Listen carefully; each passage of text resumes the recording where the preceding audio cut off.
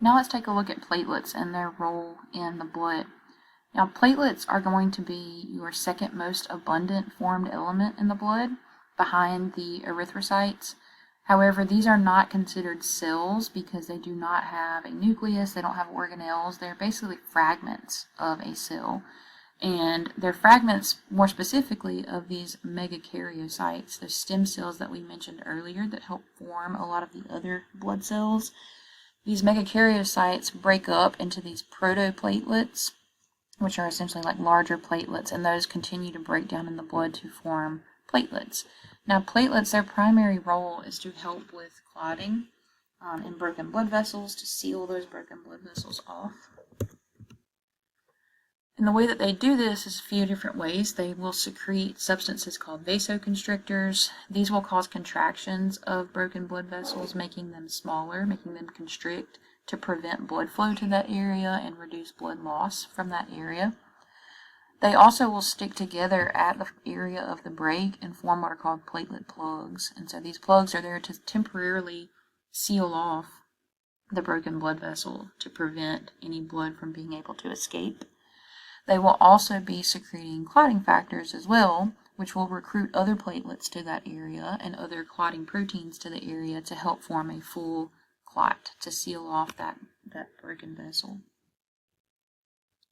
Once the vessel is fully sealed off, and once the vessel has been repaired, at that point a blood clot would no longer be needed, and so platelets can then secrete enzymes that are clot dissolving that will help dissolve those blood clots and remove them from the blood so that they won't cause any problems.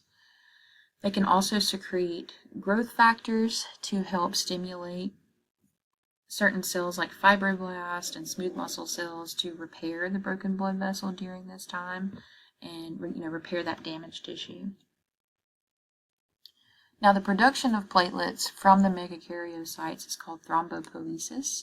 This is where those megakaryocytes break down or divide into those protoplatelets, and then those protoplatelets will further divide into the individual platelets. And we know that about 25 to 40% of these platelets that are formed will get stored in the spleen. The rest of them will circulate through the bloodstream, where they can continue to survive for about 5 to 6 days, and then they get broken down and we will produce new platelets to replace them. So looking at how these platelets can control bleeding, they do this through a process called hemostasis. Hemostasis is the control of bleeding and stopping of bleeding from a broken blood vessel. This is going to consist of a few steps. Step 1 is vascular spasms. This is where the platelets will start to produce something called serotonin. This is a chemical signal that will cause vasoconstriction, will cause those blood vessels to constrict or get smaller to reduce blood flow to that broken vessel. At that point then, the platelets will start to stick to the surface of the blood vessel, start to aggregate there, form a plug, essentially a clot in that vessel to prevent any blood from being able to escape or leak out. After that platelet plug is formed, they will also release chemicals that will kind of recruit other clotting factors from other areas of the body that are typically produced by the liver and or the platelets. One of these clotting factors we've already talked about in a previous video, fibrin. Remember, fibrin is a protein that's found in the blood that is used to form almost like a net or a mesh on the surface of a broken blood vessel. And that net is used to catch blood cells and help form a blood clot at that area of the broken vessel to seal it off. Now, once that clot is formed, after the leak is fully formed or fully sealed, the platelets will then start to secrete platelet-derived growth factor, which will stimulate the production and division of cells like fibroblasts and smooth muscle cells that can go in and start to repair the damaged tissue within the blood vessel.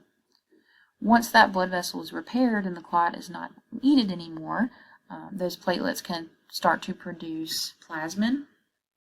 This is an enzyme that will go in and digest that fibrin, that mesh or net-like protein, and start to break it down, which will also help with the breakdown of the clot itself, because we do not want that clot to remain once that blood vessel has been repaired. If you guys have any questions about platelets or what their role is in the blood, please let me know.